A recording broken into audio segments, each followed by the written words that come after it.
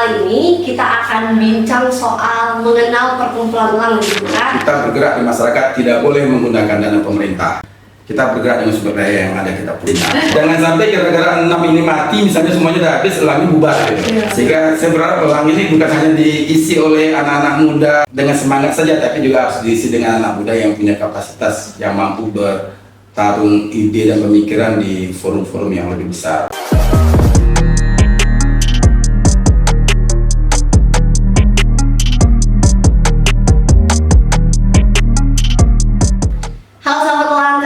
Veronica, dan kali ini kita udah masuk ke episode kedua di podcast Elang.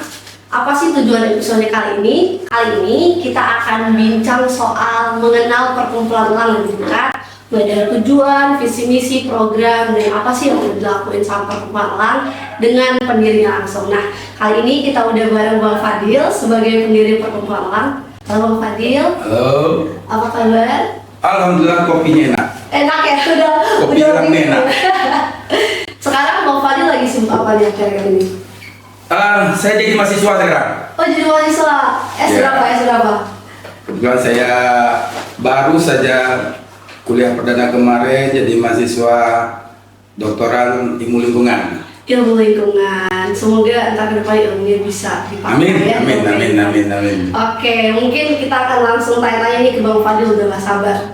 Sebagai pendiri organisasi elang ini kan udah cukup lama eksis nih, kerja aktivismenya udah didirikan sejak 5 Juni tahun 2001. Nah, apalagi isu-isunya itu terhadap isu lingkungan, pengelolaan sumber daya alam, dan pemberdayaan masyarakat. Apa sih motivasi didirikannya perkumpulan elang ini sendiri?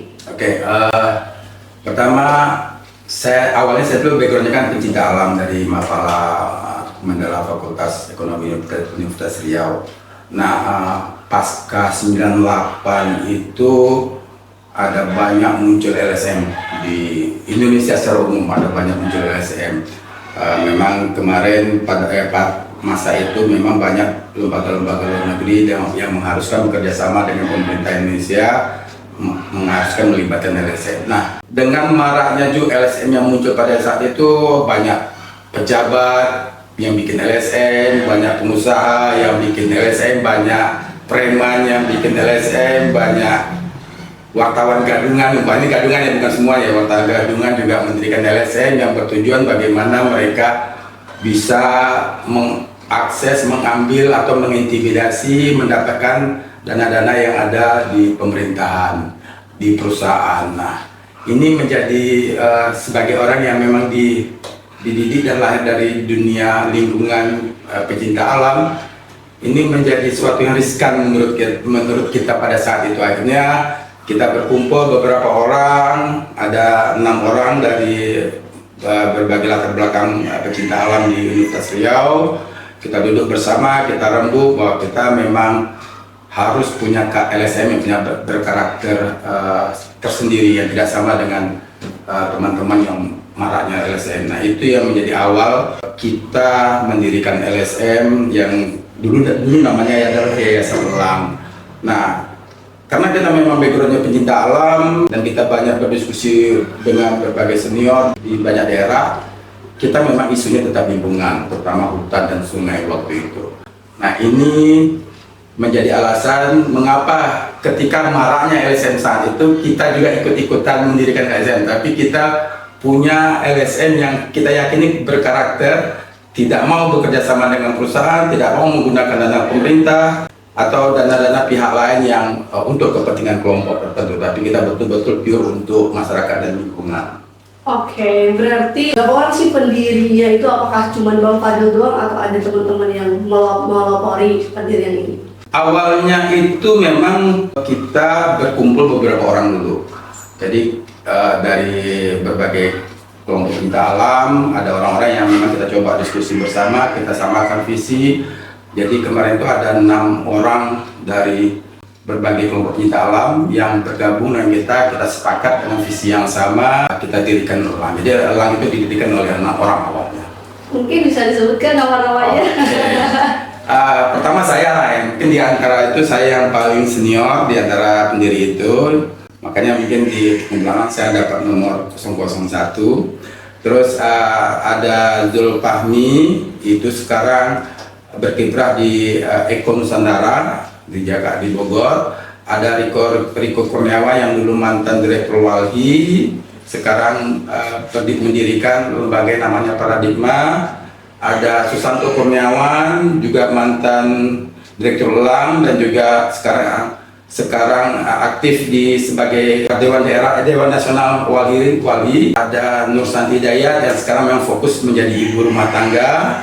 Ada Susi, itu juga sekarang fokus menjadi ibu rumah tangga. Nah, itulah orang-orang pendiri perkumpulan Elang yang mempelopori Elang yang ada sampai saat ini.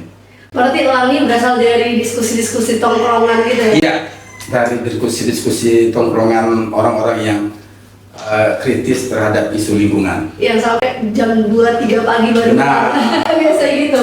Dan tidak tahu di mana tempat diskusinya. Iya, iya. Oh, ini bersinggungan nih sama pertanyaan lanjutan aku adalah mungkin gimana sih aku akan eksplorasi lebih jauh soal gimana soal pembiayaan di perkumpulan saat di masa Bang Fahmi sendiri, terus di mana sih kantor pertamanya ini nih yang paling ditanya-tanyain. Jadi Elang ini kan didirikan atas inisiasi orang-orang yang berenam ini, jadi bukan pesanan dari pihak manapun atau disponsori oleh siapapun. Awal berdirinya memang kita sangat mandiri, artinya tidak ada sponsor apapun, tidak ada sumber dana apapun, kita bekerja menyumbangkan uang-uang pribadi. Terus kita tidak berkantor pada saat itu karena memang tidak mampu menyewa kantor.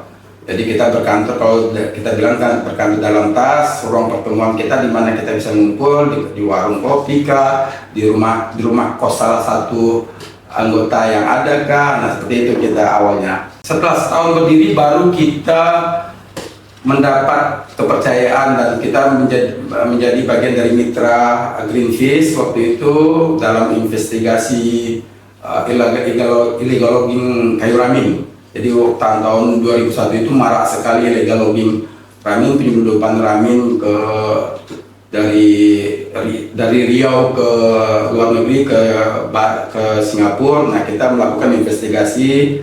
Nah, kita dibayar memang untuk investigasi itu, dana itu kita kumpulkan, itulah menjadi sumber dana. Saya masih ingat pada saat itu, itulah pertama kali orang mampu membeli laptop Pentium 3. Pada saat itu sudah hebat. Nggak pernah dengar ini ya? Ya, pokoknya ada zaman itu ada laptop Pentium 3, bukan laptop, sorry, komputer Pentium 3. Jadi kita tidak berkantor. Setelah itu baru kebetulan saya punya rumah warisan, bukan rumah warisan, dari rumah tua tempat saya lahir di tepi Sungai Siak.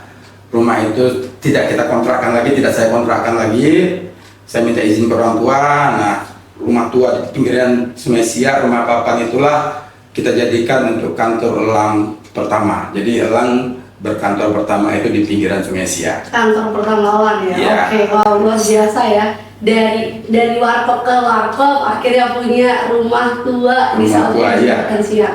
Oke, mungkin kalau kita nggak dengar ya soal perkumpulan Elang itu sendiri tuh punya karakter yang kuat. Ada nggak ya filosofis kenapa namanya perkumpulan Elang gitu? Elang itu memang nama usulan dari saya gitu. Itu saya masih ingat.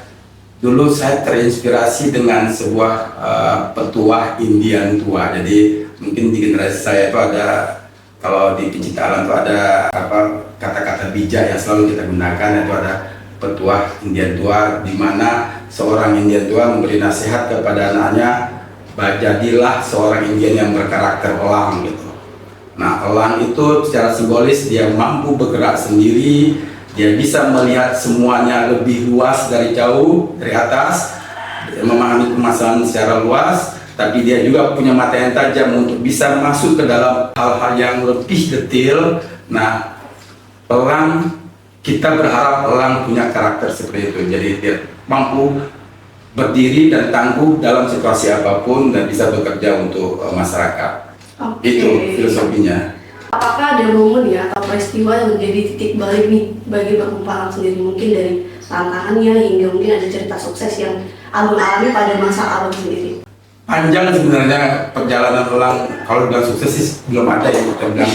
Kita berproses terus gitu, tidak ada sukses yang bisa diklaim menjadi hak milik gitu. Karena pada prinsipnya kita selalu kita memulai ke masyarakat, kita ajak masyarakat melakukan perubahan, dan ketika mereka memang sudah mampu, kita dorong mereka untuk mengklaim kesuksesan perubahan itu. Jadi Elang selalu mencoba untuk mendorong masyarakat menjadi bagian dari perubahan, dan mereka berani mengklaim perubahan yang mereka lakukan. Nah, kita sudah coba lakukan berbagai hal, misalnya dalam beberapa tempat kita mendorong pencegahan illegal logging, masyarakat juga dilibatkan dalam hal itu. Nah, zaman kita seperti itu, dan yang kalau ditanya apa yang sukses kita lakukan waktu ketika kita bekerja sama dengan Greenpeace dalam investigasi penolakan illegal logging kayu ramin. Nah, setelah data-data kita masuk, kita dapat datanya, kita kampanyekan, akhirnya memang illegal logging ramin bisa dihentikan. Nah, itu mungkin bagi saya pribadi sebagai waktu itu kan saya masih sangat junior kan, bagi anak muda yang baru memulai bergabung di perkumpulan, itu menjadi suatu kepuasan bahwa saya bisa, Elang bisa ikut menyelamatkan kawasan hutan dari illegal logging ramin. Nah, itu mungkin bagi saya pribadi itu pengalaman yang menyenangkan, luar biasa bagi saya. Oke. Menurut Bang Fadil sendiri, apa sih visi dan misi utama yang selalu diusung perkumpulan Elang, jadi emang fondasi dan arah tujuannya? Kira-kira program yang jadi program utama dari perkumpulan Elang sendiri itu apa? Mungkin bisa diceritakan juga kawasan-kawasan yang udah dipegang sama perkumpulan Elang. Jadi gini, pada prinsipnya Elang itu adalah berjuang untuk memberikan masyarakat akses luas-luasnya terhadap sumber daya alam. Itu yang mau kita coba. Jadi masyarakat sipil ya, masyarakat di pedesaan. Karena memang dengan model bernegara saat ini, semua kawasan, hutan, sungai, bahkan sekarang terakhir pada laut pun sudah dikapling dimiliki oleh oligarki atau kekuasaan, sehingga masyarakat di pinggir hutan misalnya, di pinggir sungai, di pinggir laut itu kehilangan akses terhadap sumber daya alam mereka sendiri yang ada di lingkungan. Nah, Elang selalu berjuang bagaimana masyarakat yang ada di sebuah kawasan punya akses besar dan penuh terhadap sumber daya alam yang ada di sekitarnya, dan mereka bisa mengelola secara berkelanjutan. Itu mungkin menjadi tujuan besar dari apa yang dilakukan Elang di setiap tempat sebenarnya. Nah, kita sudah coba lakukan, teman-teman sekarang coba lakukan, misalnya di Dosan mereka sudah lakukan bagaimana pendampingan sekian lama untuk membuat masyarakat punya akses terhadap kawasan hutan yang ada di sekelilingnya. Mereka juga sudah lakukan di Dayun, seingat saya. Ini secara teknis saya tidak terlibat lagi ya. Iya, masanya udah ya. Ya, jadi masa sudah lewat, jadi saya hanya mendapatkan informasi saja. Nah, mereka juga terlibat dalam proses-proses seperti itu, memberi akses kepada masyarakat atau mendapatkan akses masyarakat terhadap sumber daya alam yang ada di sekitarnya. Itu menjadi target dari setiap kegiatan perkumpulan Elang. Oke, mungkin ini sih Bang, lebih kepada kalau misalnya kita ngomongin LSM biasanya ada stigma negatif ya, kalau dengar LSM pasti mencari keuntungannya sendiri gitu. Apalagi kalau misalnya kita keturun ke masyarakat, ada maksud dan tujuan mencari keuntungan sendiri nih, biasanya masyarakat mikirnya gitu. Jadi aku penasaran gimana sih pendekatan perkumpulan Elang mungkin pada masa Bang Fadil sendiri untuk meyakinkan masyarakat nih, enggak, kita ini berjuang kok bareng kalian, bareng sama-sama. Gimana sih pendekatan perkumpulan Elang saat itu? Tadi di awal kita sudah cerita bagaimana proses Elang berdiri. Memang benar stigma pada masa itu, stigma pada LSM itu adalah bagian dari tanda kutip penjahat ya, yang mengatasnamakan LSM, mengambil duit pemerintah, meminta duit perusahaan atau untuk kepentingan pribadi. Nah, banyak yayasan seperti itu pada era, tidak semua, tapi banyak lah seperti itu. Nah, kita pahami itu dengan benar, makanya ketika kita duduk bersama memulai bicara ber-LSM itu seperti apa, kita pastikan nilai-nilainya dulu, bahwa kita betul-betul tidak bisa menggunakan dana perusahaan. Pada saat itu kita berkata, kita bergerak di masyarakat tidak boleh menggunakan dana perusahaan. Kita bergerak di masyarakat tidak boleh menggunakan dana pemerintah. Kita bergerak di masyarakat tidak boleh menggunakan dana masyarakat atau meminta sumbangan kepada masyarakat. Kita bergerak dengan sumber daya yang ada kita punya, bahwa kita pribadi punya kapasitas Nah, itu yang selalu kita pegang dan kita sampaikan atau di berbagai kesempatan kepada semua pihak, termasuk dengan masyarakat. Ketika kita hadir dengan masyarakat, kita terangkan, elang itu begini loh.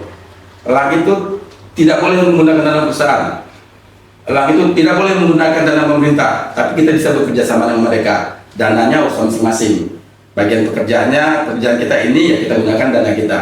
Bagian kerja perusahaan, ya itu gunakan dana perusahaan oleh perusahaan, tapi bukan kita yang mengerjakan.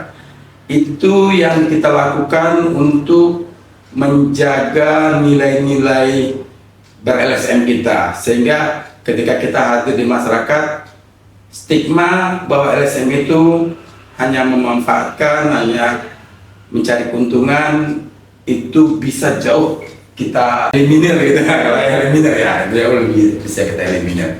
Itu mungkin yang kita coba terapkan dan kita terus tekankan kepada generasi. Saya kan generasi pertama, ini dari generasi keempat elang ini sekarang jadi generasi keempat ya, termasuk generasi kelima, keempat itu teman-teman Adam ya. Seperti itulah kita bagaimana kita mendoktrin, bukan mendoktrin sih, apa namanya, bukan mendoktrin, memberikan pemahaman ya? Memberi pemahaman. Kalau mau jadi orang elang harus seperti ini. Iya. Nah, itu. Paham dulu apa nilai-nilai. Iya. Benar. Oke. Tadi Bang Fadil tuh sempat sebutin yayasan. Sebenarnya kita masih perkumpulan nih. Oh, Aku ada pertanyaan, gimana sih pandangan Bang Fadil gitu melihat perjalanan perkumpulan elang yang masih memilih untuk berbentuk perkumpulan dibanding dengan banyaknya organisasi yang udah berbentuk yayasan?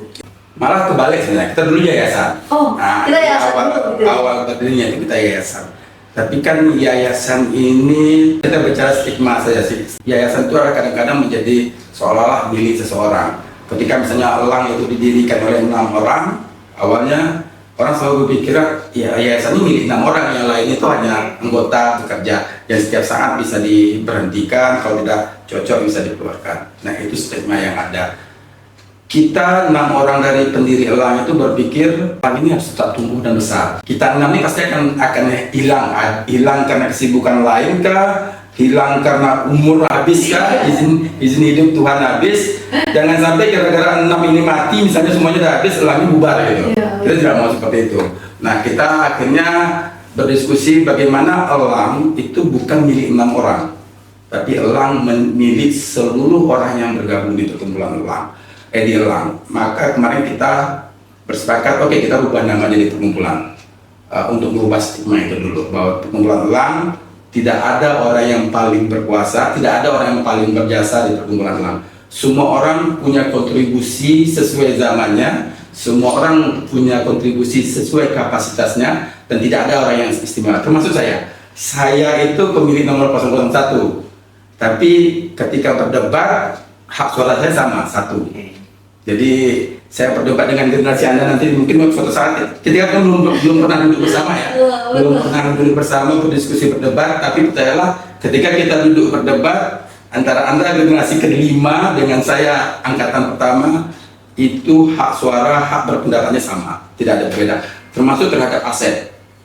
Tidak ada satupun dari kita yang bisa mengklaim ini jasa saya terhadap aset-aset elang. Ini adalah milik bersama untuk generasi. Itu yang membuat saya berpikir itu membuat kita bisa tetap berkembang, bertahan, dan ya cukup bisa berkembang lah, membesarlah seperti sekarang ini. Ini kan udah pergantian struktur ya. Seperti yang Bang Fadil mention juga, setiap orang ada masanya, setiap masa ada orangnya gitu. Dari Bang Fadil sendiri yang udah malang melintang nih di luar dunia aktivisme dan kebencanaan, bagaimana sih menurut Bang Fadil kita itu sebagai anggota perkumpulan harus bisa berkontribusi? Ya, jadi pertama jadi anggota perkumpulan itu diluruskan dulu niatnya. Namanya niat dulu harus diluruskan bahwa elang menjadi wadah untuk kita bisa mengibadahkan ilmu, pengetahuan, harta barangkali untuk sumber penyelamatan sumber daya alam dan masyarakat yang ada di lingkungan. Itu dulu niatnya. Bahwa memang ada sebagian dari orang nanti akan bekerja di perkumpulan elang, itu tidak ada masalah, silakan. Tapi jangan berpikir semua orang harus bekerja di elang. Itu yang selalu saya tekankan dengan seluruh anggota perkumpulan elang. Elang ini sudah cukup hampir 40 ya, kota salah saya 40 orang anggotanya. Jadi tidak mungkin elang akan mempekerjakan 40 orang. Nah, kita selalu berpikir semua orang harus memberi kontribusi. Umpamanya saya sekarang, saya kan tidak lagi, dulu memang saya direktur di pertama pengelola, sekarang saya tidak lagi, saya beraktivitas di luar. Tapi dalam setiap kegiatan saya di luar, kebetulan saya aktif di dunia kebencanaan, apa yang menjadi visi Elang, hak-hak masyarakat terhadap sumber daya alam, akses masyarakat terhadap sumber daya alam, pengelolaan sumber daya alam yang lestari berkelanjutan, itu juga menjadi apa yang akan saya kerjakan di lingkungan saya, di dunia pekerjaan saya. Nah, semua orang harus berkontribusi sesuai dengan kapasitasnya. Kalau Anda misalnya ada orang yang dosen, dia harus memanfaatkan ilmunya atau kapasitasnya, menyampaikan mimpi-mimpi besar perkumpulan Elang ke publik. Ada yang memang sekarang sudah jadi pengusaha, ya dia bisa berdonasi dengan uangnya. Ada yang sekarang beraktivitas di dunia LSM lain, misalnya di lembaga-lembaga lain, bukan berarti dia meninggalkan Elang. Mereka tetap memberi dukungan, akses, baik informasi, baik akses dana, akses apa untuk perkumpulan Elang. Seperti itu Elang berjalan sampai saat ini. Sehingga memang saya selalu menekankan kepada semua orang di perkumpulan Elang bahwa tidak ada orang yang paling berjasa di Elang. Tidak ada orang yang paling berjasa. Semua orang punya kontribusi sesuai dengan kapasitasnya. Semua orang punya kontribusi di masanya. Jadi mari tetap menjadikan Elang sebuah perkumpulan yang kita memberi, bukan kita meminta. Oke, menarik. Berarti yang pertama tuh niatnya dilurusin dulu, terus berkontribusi sesuai dengan kapasitas kita. Oke.